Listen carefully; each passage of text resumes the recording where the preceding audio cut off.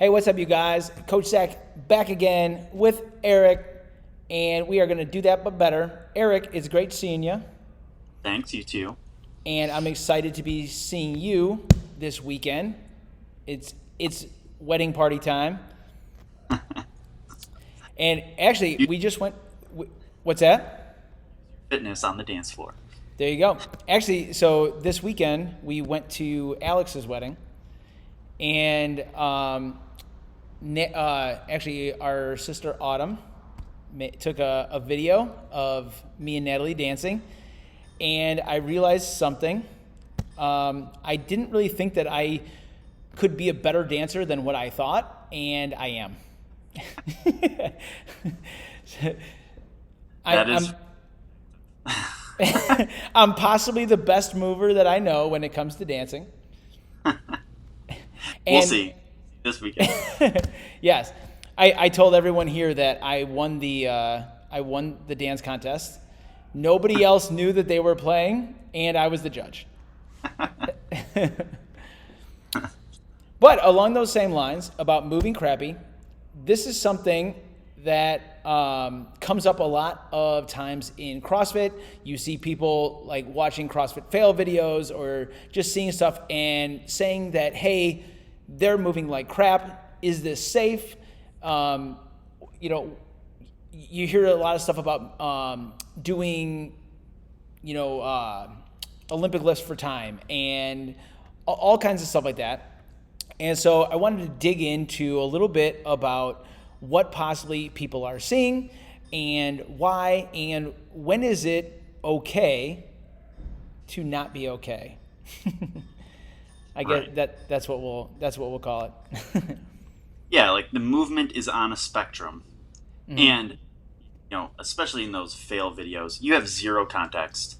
Like a lot of them are old, for one thing. Back one was just looking at the workout on the internet and making it up. So Yeah. everyone was, and like I said, you don't have context. So that is like one of the best lessons I've learned coaching is when someone you don't know, you've never coached before, is moving a certain way, doing a certain thing, going up and just saying, hey, you need to change this is not always the right answer because there may be other issues, there may be injuries, there may be a screw in their ankle, whatever, that Absolutely. requires them to move that way.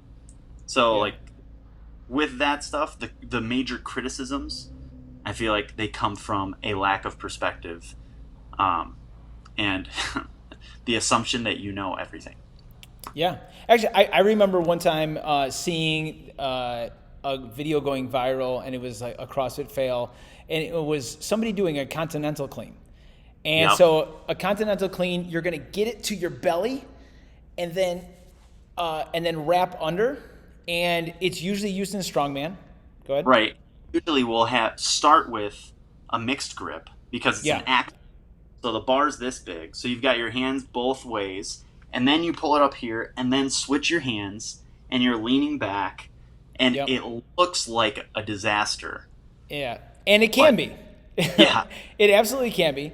But that is how this lift is done, and it wasn't just somebody trying to clean more weight than what they should have been doing. right. But yeah, definitely. I think the context is super important, and I also think that you can do things very horribly. Now, like one big thing, so people go right into. I think that it's really easy to look at weightlifting or just lifting things, and people automatically go, "This is dangerous," and look at how they're moving, and look at how heavy they're going, or whatever it is, right? But now take this to other things, and let's go running. Running has like a 97% injury rate. Yep. And this is the thing that everyone goes to. And how often do you work on your running mechanics? So if you are a runner or if you just run for fun, when is the last time you've ever even thought about how am I supposed to run besides going, I'm going to go over there? Totally. I Lisa works for a running company. I spent time working for a running company. I've been at a lot of races, watched a lot of runners, talked to a lot of runners. It is painful watching like a little 5K in the neighborhood. You see knees flailing, like feet turning, and the answer is knee braces and orthotics. Go to the Different shoe store. shoes. Yep, run on the treadmill. They'll take a video and then give you the right shoes to fix the pain and fix your stride. And I'm like, what? Yeah. How? Like, this is criminal. Yeah, they go, oh, well, your foot goes like this. It's like, well, stop putting your foot like that. And if let me see if I can get in the picture here, but how many times do you see people running, like knees in, foot comes out, and it ends up looking like this? And tell me that your knees move like that, right? And that's going to be beneficial. Now, do 10,000 reps, or however, like how many reps does it take for you to run a mile? Right.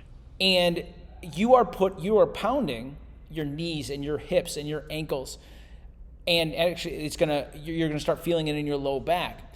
And so all these things, because we're not necessarily worried about how we're moving when we're doing this thing, because it's not loaded, or we don't assume that it's loaded. Yeah. How about people throwing out their backs? You know when men throw out their back? Tying their shoes and taking the golf ball out of the golf hole, out of the hole. Yeah. Because they're moving crappy. Yeah.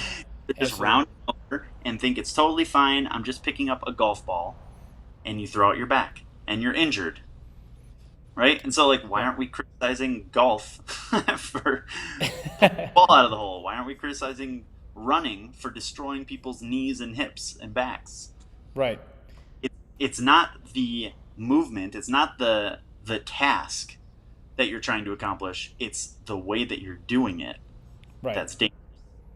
And now let's criticize CrossFit a little bit, because we sort of threw it up. You guys suck, and it's not true. But that is the same thing as like saying that, hey, CrossFit is just dangerous. Everyone just moves like crap. They try to move too fast. But now looking back at CrossFit, yes, it can be dangerous. And if we're lifting weights that we shouldn't be, if we're moving outside of the speed that we can maintain proper form, yeah, you're more likely to get hurt. But we have to look at that and go, what exactly are we doing? And so number one, like you were saying, like when you're finding context, what should the movement look like? And there are going to be standards for, hey, these things need to be followed, and that is going to look different ways for everybody. So lots of times you go, oh man, that really looks weird, and so maybe somebody has their butt a little bit higher in a deadlift, and you're like, man, that butt should be a little bit lower. Well, it's like, well, dude, the guy's 6'10", you know what I mean? It's like, well, yeah, that is going to look different. And so, yes, you can modify things a little bit so that it looks a little bit more normal. But some people, it's just like, no, that is how they're going to have to do this to be able to do some work. And so those things are going to be okay, as long as, like let's say in a deadlift, it's like, hey, are their heels on the ground? Are their feet flat? Are they keeping their knees in line with their toes? Is their back rounded? And then, where's the line of action? Is the bar staying over the middle of the foot? So it's like these things matter, but how does this look for somebody who's 6'10" versus somebody who's 4 foot? And there's going to be a lot of variations there, even just with limb lengths and things like that. Totally.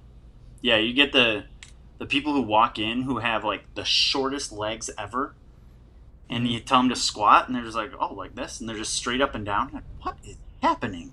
Right. And then super tall people with the giant legs, and they're going to have to bend over a little bit to balance. And there are fundamental principles of movement that be followed, like you said. keeping the bar close, keeping the bar moving in a straight line, back flat, all these things, the mechanics of like external rotation, that you want to maintain those fundamentals, but with different bodies, different weights, different bars, whatever, it's going to look different. Yeah. And what we really want to look for is, so three things. We've got efficiency, we've got effectiveness, and we've got safety, right? So there's certain things that are going to be need to be required for safety. And then we're going to have efficiency, right? And so efficiency is going to be, am I using gravity as good as possible? And so this is going to be like, hey, keeping a bar close to your body.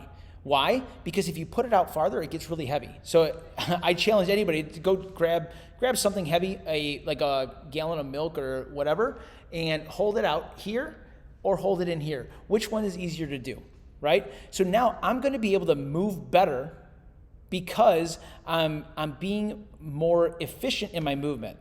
And this actually, in a CrossFit workout, this is so important because if our goal is to increase work capacity, and so if you think just being able to do more work in a set amount of time, say that it's 10 minutes, how much work can I do? Well, being the most efficient is going to be really important. That's why every factory makes sure that it sets up things to move and function as efficiently as possible because you can get more work done. Right. And you can increase your work capacity without actually getting stronger or adding muscle or anything, just by becoming more efficient, just by improving technique. Yeah. Yep. And so moving better, and then now what's effective, right? So just like we said with those principles, but if lots of times you'll see stuff like in the front rack. So people having the bar on their shoulders and they have a little bit of trouble, and so that bar starts to slip down, right? And now this is where it is super important for a CrossFit coach to, number one, know their athletes. And as a CrossFit athlete, you need to know, hey, what am I capable of and what am I trying to get away with? And so, you might be able to sit in that front rack and you're like, oh yeah, look at that. I got my elbows way up. The bar's sitting up on my shoulders. It makes it super efficient. And you get a few reps in, and we know that under fatigue, there's going to be slight deviations from normal. And that's going to, it's not that it's going to be okay, but we just know that it's going to happen, right? Now, what we want to do is fight for that.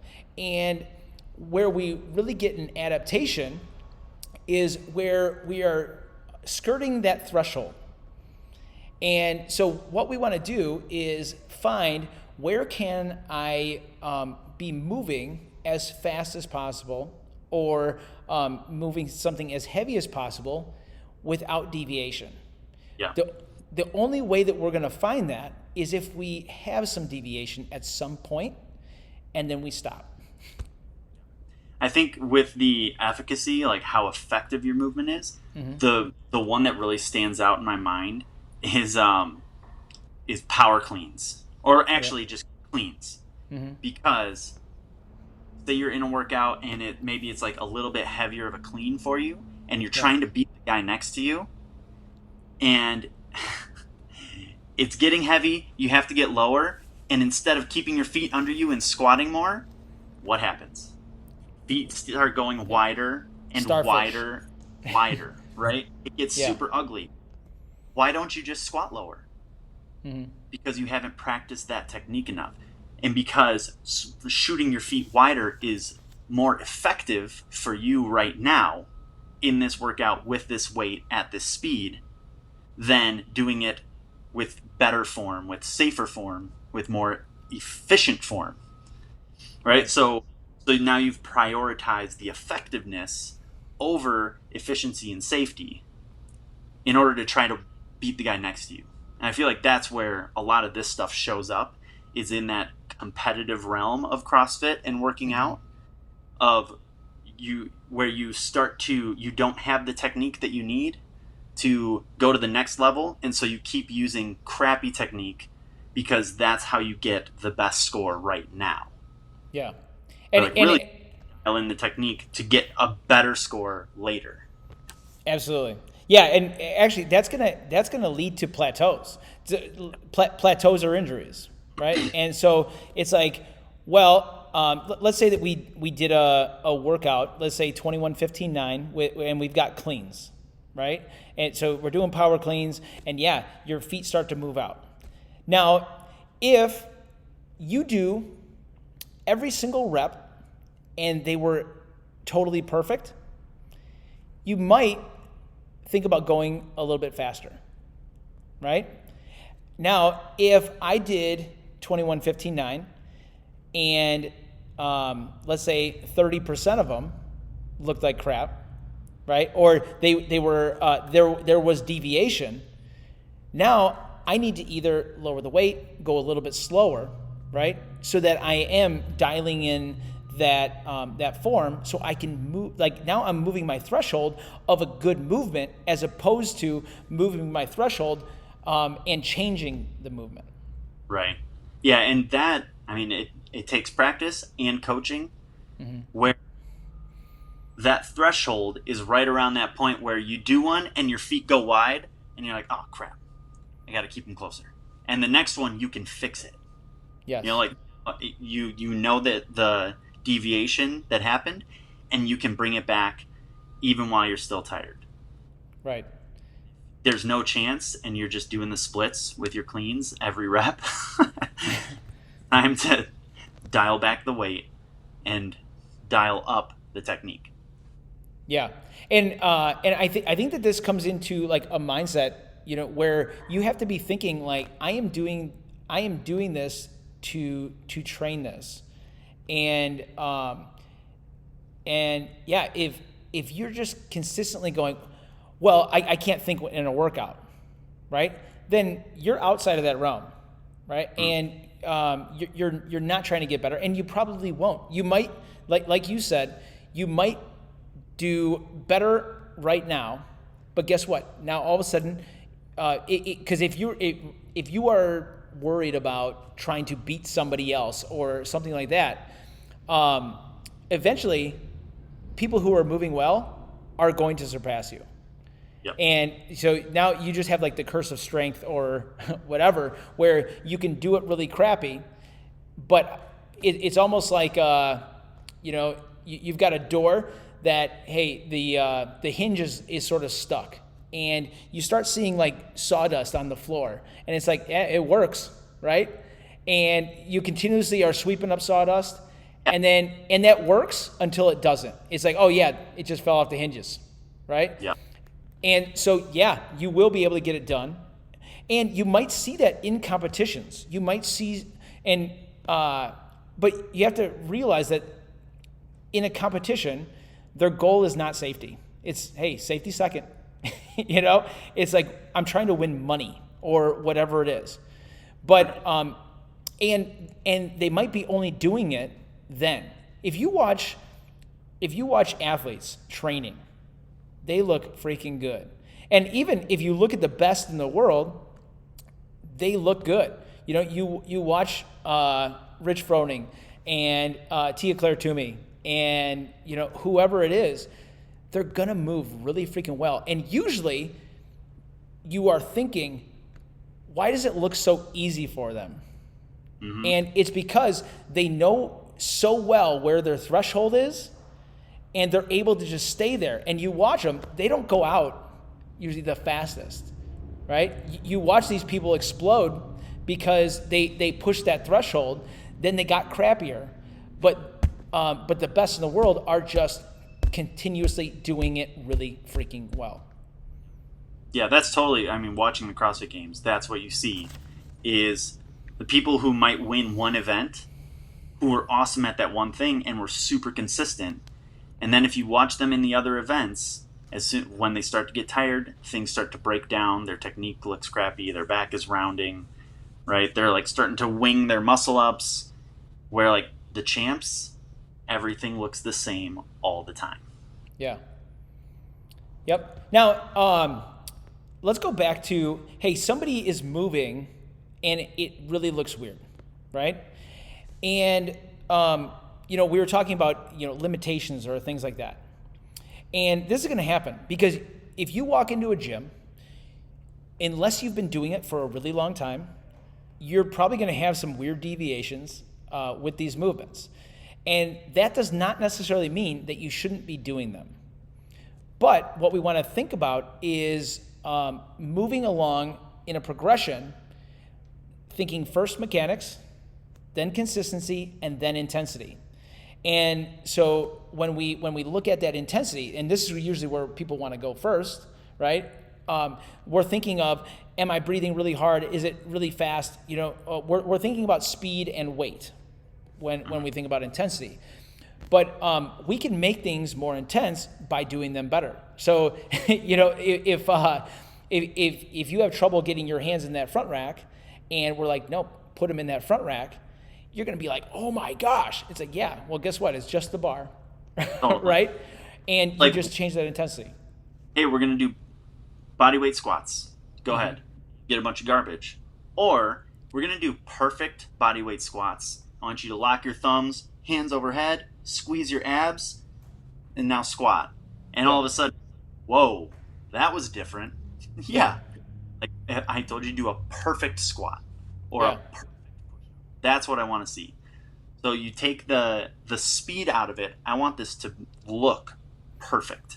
And then in the workout, now we're going to speed it up and see how fast you can go while maintaining that technique. Yeah. And now, people are going to have limitations. So maybe I can't squat to full depth yet, right? Maybe I have trouble. I'm trying to think of some other things that, maybe I can't get my elbows as high as I want. Oh yeah, overhead, right? And so now if I can't get my hands overhead or my elbows up, that doesn't mean that I shouldn't do it anymore. But I should be doing it, number one, to my full capacity, right? And actually, I think about this a lot with kids. When I was teaching Shane to shoot a basketball, right? So he's shooting and he's coming from the hip, right? Like, so all the way down by his pocket, and it's like, all right, should he be doing that, right? No. Now, I want him to have the ball here and keep your elbow tucked in and, all these things. But guess what? He's not going to do a perfect rep when he's 5 years old, right? 10-foot basket. Especially to a 10-foot basket. It's absolutely insane. So number one, I'm gonna bring that ball, or actually I gave him a smaller ball, right? I brought the hoop down, and I was okay with him not being perfect, right? And so this is sometimes what you might see, but we're not putting him at intensity, right? Yeah. And so same thing like when we do the CrossFit Kids, right? We're gonna have them squat, and every rep is not gonna be perfect. And now that, just think about like kids doing push-ups, right? Guess what? They're going to be a little bit snaky and stuff like that. Well, guess what? We're not throwing them into like weighted push-ups because they're having trouble holding a plank, right?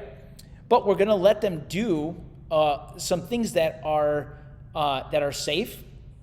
They're effective because now they're getting functional movements. And we just have to make sure that we keep the intensity out of it. So like you said, yeah, hey, we're going to do lots of body weight squats. And guess what? Maybe you're still working on your knees caving in, right? And guess what? You're going to have a lot of reps like that, and you're going to need constant reminders. And so you might see something and you go, man, their knees are coming in. And it's like, well, guess what? You should have seen them last week. They were really bad, right? And so now it's like, hey, guess what? That person they are improving, and you just told them that they're bad. It's almost like if you see somebody drinking a pop, right? And you're like, oh my gosh, you shouldn't do that. It's like, guess what? They should, because they used to drink 5 a day, and that was better. So what we want to do is like, don't worry about this single instance unless you know something about it. and now figure out, hey, what is this person doing? Why are they doing it? And we can go from there. And yes, you probably can say, hey, they could do this better. And it's like, yep, but maybe not today. Yeah, and that's kind of like the coach's mindset. For the athlete, for you athletes, like recognizing that mindset of like going into a movement, going into a workout, of trying to be a little bit better each time. That like you aren't trying to be a little bit faster necessarily until you are being better. So like focus on improving that movement. You know what you need to work on. Everyone knows. It's taking time and like the intention into your workout, into your warm-up reps and sets, like putting that together with the focus of I am going to move better today. Yeah, I love that. Yeah, especially in warm-up sets and things like that. Lots of times people are just going through them. And Eddie Cohen said, if you don't know Eddie Cohen, he's the GOAT. He's like one of the best powerlifters ever. And he said that when you move light weights like heavy weights, you're going to move heavy weights like light weights. And so, yes, that means that, hey, maybe you're going to move them faster. But you're also in the same freaking position, right? Because you've practiced that so many times. Actually, there was always a saying, like when I was in the firehouse, that you don't rise to the occasion. Like when shit hits the fan, you don't rise to the occasion. You fail to your training. So if you weren't thinking about this in your in your warm-up sets, when you're standing and sitting, when you're picking things up, when you're picking up that golf ball, then when you go out and, hey, I'm under fatigue, then you can't expect it to just happen. It's not going to. You don't even know what it feels like. Yeah. So yes, things will happen, right? And so like when you're under fatigue, there will be some deviations. But if deviation is the norm, if you are ever saying to yourself, well, it was during a workout, so whatever. It's like, no. That was the test. And we need to make sure that test, like, I want to get an A, right? And guess what? An A has it can have a few mistakes, right? Yeah. But we don't want it looking like a C. We don't want it looking like a D, right? We want to keep that standard really high, and making sure that we know what is the most that I can do. And I think that for me, the front squat is one of those huge ones, because we want those elbows up, right? And people go, well, like, hey, that was pretty good. It's like, yeah, it was. And if that's your end range of motion, great job, right? And so that video that you see or whatever, and you're criticizing it, did you know if that's their full range of motion there? But if it's not, and you as an athlete go, yeah, I can get it a little bit more, but this was okay, well, then that's bad on you. That's bad on you. And as a coach, it's bad on me if I allow that. So it's like, nope, pushing for the best. And that's CrossFit always talks about virtuosity, doing the common uncommonly well. And in every rep, you should be looking to have the best rep ever, but everyone's going to be where they're at, and safety is first. And we just want to make sure that we're always keeping that in mind. Yeah, to answer the question, is it okay to move like crap? If you're doing it knowingly, no.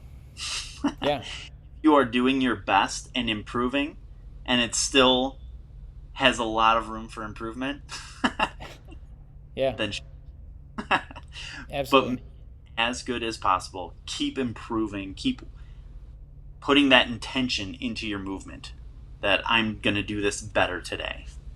Yeah. Don't be okay with being okay. Yeah. I think that's it. Yeah. Did we cover it all? I think so. All right. If you watch this, you've got it all. That's it. There is no more. All right. We will see you guys again next week, 12 o'clock on Tuesdays. And Eric, I'll see you maybe later this week. Yep. All right. Talk to you guys soon. See ya.